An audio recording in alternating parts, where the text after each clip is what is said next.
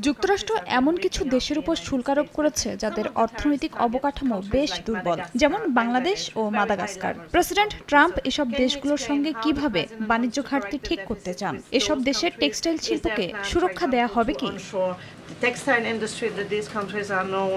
First of all, the reciprocal tariff rates that were implemented by country were focused on বিভিন্ন দেশ এতদিন যুক্তরাষ্ট্রের ওপর আর্থিক ও অ-আর্থিক নীতি দ্বারা বাণিজ্য বাধা তৈরি করে রেখেছিল, যা দীর্ঘ সময় ধরে কার্যকর থাকায় যুক্তরাষ্ট্রের পক্ষে এসব দেশে রফতানি করা কঠিন হয়ে পড়ে। ভবিষ্যতের দিকে তাকিয়ে প্রেসিডেন্ট যে কোনো দেশের সঙ্গে কথা বলতে প্রস্তুত। যে দেশ ফোন করবে সে দেশের প্রশাসনের সঙ্গেই কথা বলবেন তিনি। বাণিজ্য চুক্তি করতে এরই মধ্যে অনেক দেশ যোগাযোগ করেছে। picks up the phone to call, and I can tell you the phones have been ringing off the hook